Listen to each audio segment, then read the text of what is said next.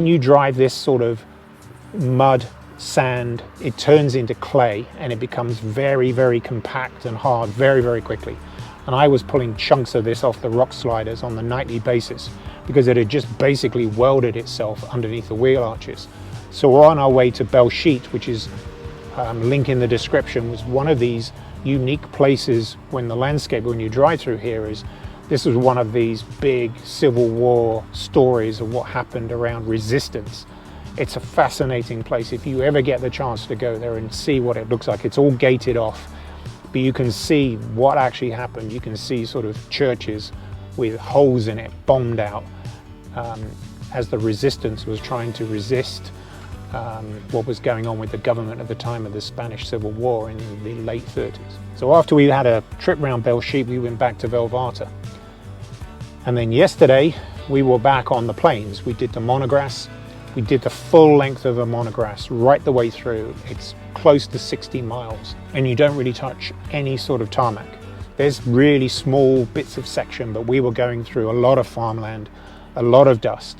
And these cars, when we finished it, which took probably about 2.5 hours, were absolutely caked in dust. Mine is filthy. I've already gone down with some wet wipes and trying to wipe down the dashboard. Yep, I had my windows open, probably not a good idea, but it was quite warm and I hate driving around with air conditioning on. But it was thick, absolutely everywhere, and you can see here from these videos. So I had somebody in front of me and behind me, but you can see how much it just billows up and billows up, and it gets absolutely everywhere.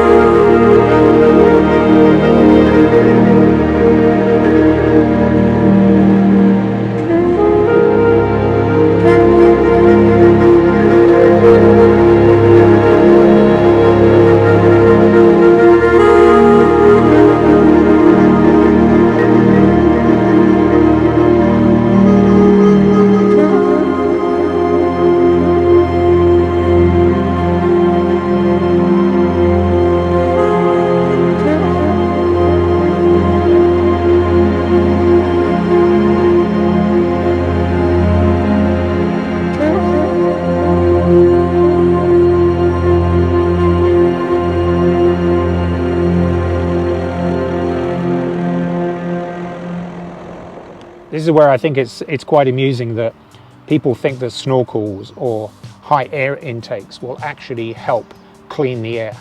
Well, if you can see from here, from this footage, the amount of dust and how high it goes, there's no amount of high air intake or snorkels. You need a pre-filter on it at least to be able to clean all that air.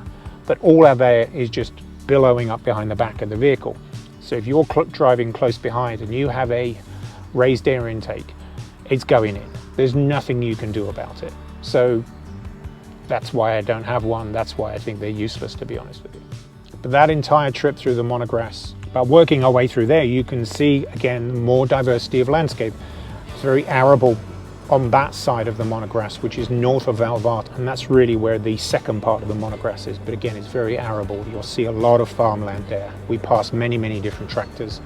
There's a couple of really good sections where it is quite steep, and this thing again performed perfectly fine, just like the L320 over there performed perfectly.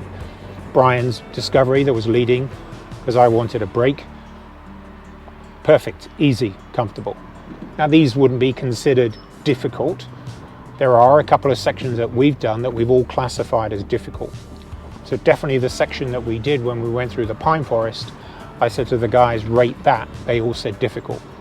And I would tend to agree.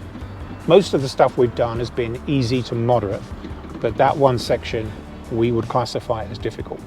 So a lot of 4x4s would struggle to get up it. So our plan today is we're going to take a rest day. Everyone's going to do some chilling. I'm doing some recording. I'm trying to get a video out. All the other guys are still working on their social media as well. I'm going to do a walk around and get them to introduce themselves. They'll talk about their vehicles very quickly and they'll rate this trip. They'll rate the trails. So it gives you another perspective of me sitting there droning on, telling you how good and how easy these trails are. Hey Josh. Hey Mark. So why didn't you introduce yourself to everybody? Yeah, so I'm Josh from Pangaea Adventures UK. I'm on Instagram, Pangaea Adventures UK, and on YouTube under the same name. Yeah, I've come for a bit of an adventure this couple of weeks. First time in Spain? First time in Spain. I've rarely been out the country. This is about my 5th time out the country. Absolutely loving it. The rain was a bit of a surprise, but the sun's been amazing when it's come out. Yeah, it's been great. Okay, so we've done what, 750 miles, 350 off-road. What's your opinions of what you've done so far? The tracks and trails have been absolutely amazing. Far above what I expected, to be honest. Started out with some nice little gravel tracks, which were quite fast going.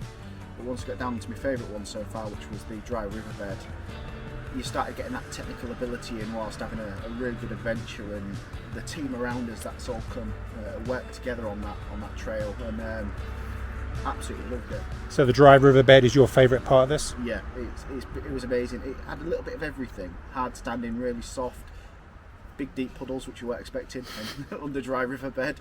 We should call it a not so dry riverbed, but yeah, really loved it. Really loved it. Rated out of 10?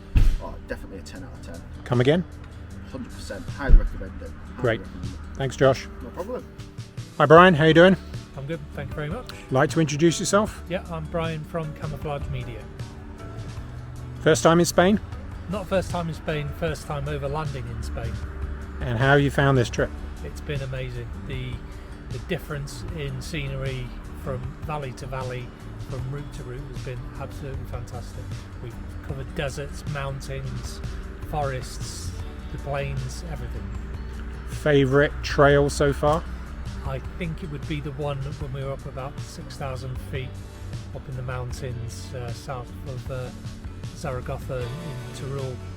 On the single track? On the single track, that was pretty hardcore. It was a lot of good fun. And you'd consider that one difficult, right? Yeah, definitely. It is a track, so it's not pure off-road, but it's one that's clearly not been driven on for a long time. The storms that we'd had overnight made sure that it was just wet enough to cause a few squeaky bum moments. How's the Discovery going? I want to say, touch wood, almost flawless. Just before we got onto that single track, I had a little issue with the handbrake, which it had no bearing on the off-road. I think it was just the amount of grit and mud that we'd picked up over the previous 4 or 5 days. were travelling across Spain. I just got in there and the handbrake didn't want to engage, but apart from that, it's been absolutely perfect. None of the trails have really pushed it, have they? No, not even slightly. The dry riverbed? I did enjoy that one a great deal. We did have a lot of fun, a lot of laughter, and a bit of stupidity from me.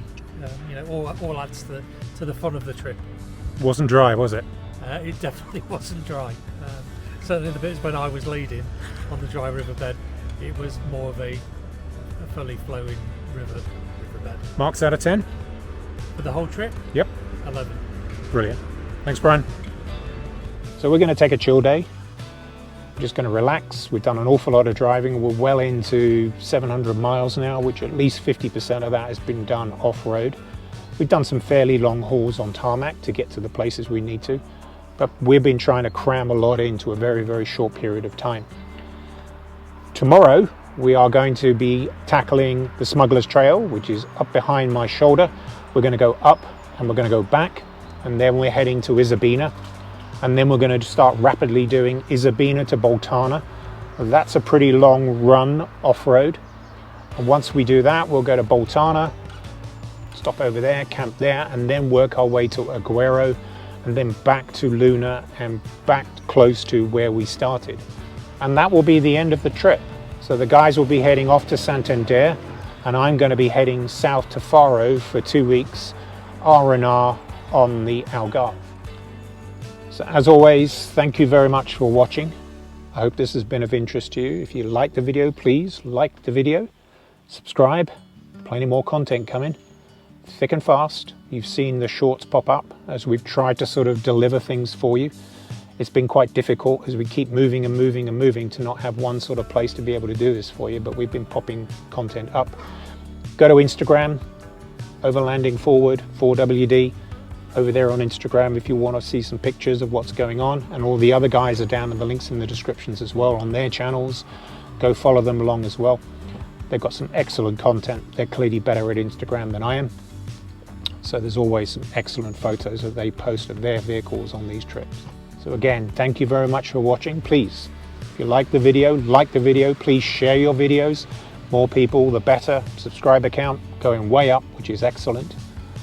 Click and subscribe so you don't miss any content. And with that, I'll see you on the next one. Thanks.